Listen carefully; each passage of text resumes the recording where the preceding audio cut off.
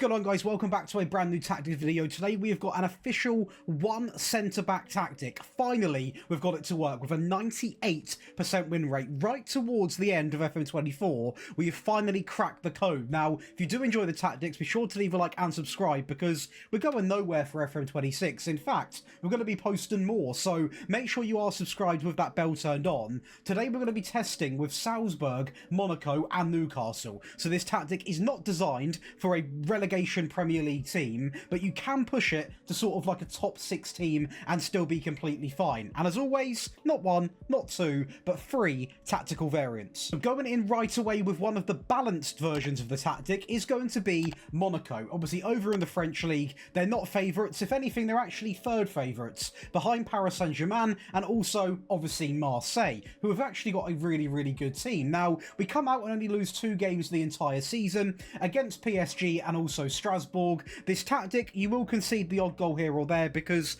we've got 1 defender. Now, that should say a lot about this tactic in general. This is a challenge that my Patreon community sent me months ago, and it's taken me ages to actually release a tactic that I think works really well with 1 centre-back.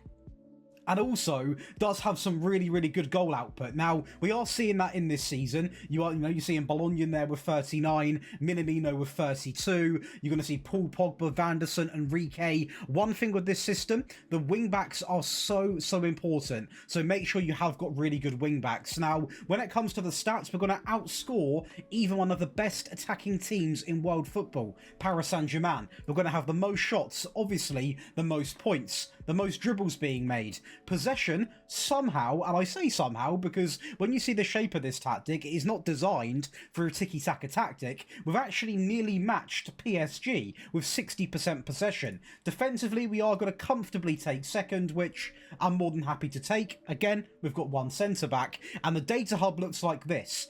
3.79 goals a game, somehow kept under a goal a game conceded, a great pass completion, and a solid amount of shots per game, coming in at close to 22. And yes, it's not the only thing we want, as we are in the French Cup final and the importance of set pieces coming in here, as we are going to see a very interesting goal go in, but we're going to take it. It's a good start in this massive French Cup final against the best team in France, so a real good indicator of how good this tactic actually is, even when you're clearly, respectfully, the weaker team in the final. So a very good sign from what we're seeing here, and we just keep on going. The link-up play is absolutely incredible. Zakaria into Minamino on the ball, great little touch there over the top. I mean, that's as sweet as it gets. A great finish there past PSG's new goalkeeper, as obviously Donnarumma is now at Manchester City. A bit of interesting business, that, in my opinion. Let me know in the comments, actually, what you think of that, Donnarumma to Man City, because I think they've lost a great goalkeeper, as, you know, the one that they got now was conceded 4 in 55 minutes. Now, PSG are always PSG, right? They've got to find a way somewhat to get back into the game, and Emery does play a ball through into Neves. Now, I'm going to pause it here, because obviously we've got 1 centre-back, but we're very smart with how we make these tactics, and despite it resembling in a goal, we don't actually have only 1 man at the back. You can see here we still have a block free, so yes, there is a goal that comes from it, and I am going to pinpoint what happens, because you are going to concede the occasional goal with 1 centre-back, but we've made it and crafted it so we actually have players back. And luckily for Dembele, more than unluckily for us, that should have been stopped from Enrique, but yeah, it is what it is. And the second goal, to be honest, was just a poor lapse of judgment from Paul Pogba. So none of the goals were really actually down to defensive errors, individual. We also get to the Champions League final, which we don't win, but we do win with the other team, which is going to be a 5-4 final against Newcastle. So I think that shows how good this tactic is when we've got Monaco and Newcastle both to the UCL final. And now over to your favourite part of the video, that is going to be the tactic breakdown. If you are enjoying, be sure to leave a like and subscribe. And as always, make sure you are coming over to Daily Josh. It's my rebuild channel, and if you subscribe to both, you're going to have daily rebuilds and tactics for FM26 that, fingers crossed, at any day now we're going to get that announcement that the beta is with us. And this is exactly why you want to stick around this channel, because we're going to have tactics dropping every single day throughout the beta period. So make sure you come and take full advantage and get the best tactic's about. But to make this tactic, all you want to do is create your own style, and well, it's not really like any other tactic, so let's just load in a 4-4-2, and we're going to drag the positions where they belong now, because you need to understand the rough sort of shape of this tactic. So we are going to actually stack out the midfield quite a fair bit, so it is going to look a little bit like this. In fact, it's going to look a little bit crazy, because obviously we've got a lot of players to use. So let me just make sure I've got this right, because it's pretty hard to actually remember. So I'm looking at my other screen here. This is the shape. It looks like a little bit of some sort of spaceship, doesn't it? But we are going to go through the player roles and talk about how it works, how long and why it's taken me so long to make, and yeah, we're going to go over it now. So, firstly, it took me a long time to make because it's no easy job. It is not an easy job. Obviously, there's an element of pressure for me to release tactics that work for you guys. Obviously, sometimes there'll be a tactic that doesn't suit your team. This is why I'm making it very clear, and I'm saying it 3 or 4 times this video, this tactic is not to be used with a team that is below a top 6 standard. It is purely for fun. It's a one-back tactic, so we're going to start off right away with a default goalkeeper in goal. No custom instructions. This tactic is wild enough. I do not want anything too crazy going on with my goalkeeper. We are then going to have one ball-playing defender, simply on defend, who will be told to dribble less and also pass it short.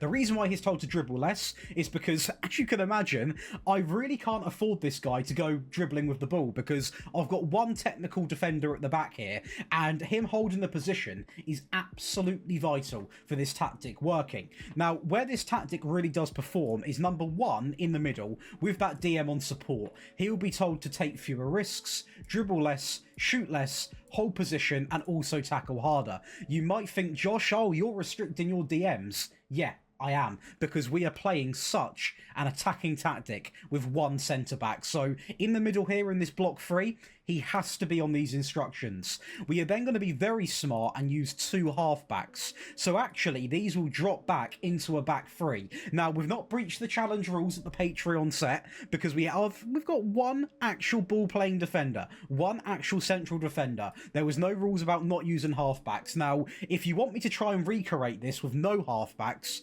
obviously in next year's game, 50 likes on this video and I'll make sure that happens, but that will definitely take some time. Now, the halfbacks are both going to be told to do literally the same thing. So that is going to be pass it short alongside of simply tackle harder. Now, we've kept it pretty humble, pretty simple for these players because I definitely don't want them taking more passing risks.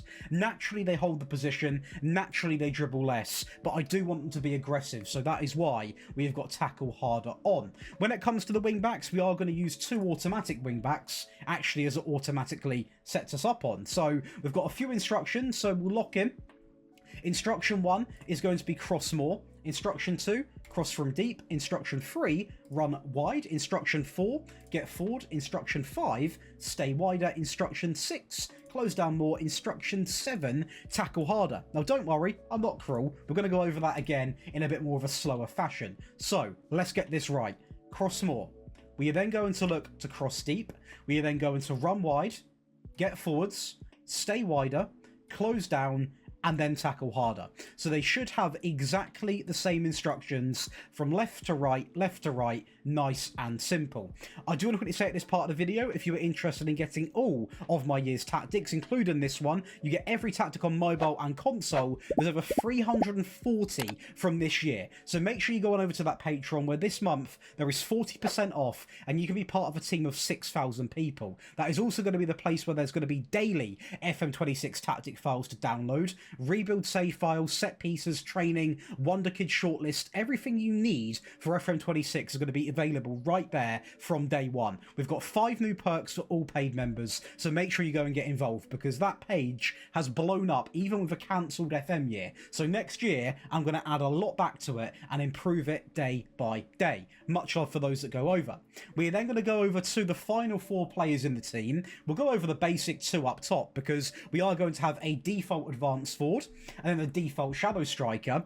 But then what I actually found out worked best is operating with 2 box-to-box midfield players. Now, they are going to have the same instructions, being get forwards, moving into the channels, and also tackling harder. Again, it is identical for this side, so nice and simple. And the box-to-box works really well because They obviously get forwards, but also they come back. Now, surprisingly, we're actually quite good at the back with this tactic. Now, that is the usage of halfbacks. I am fully aware that makes a big difference, but we have not broken the actual challenge rule, which was me only being allowed to use one central, libero, ball-playing defender, one actual defender. We have not broken the rule.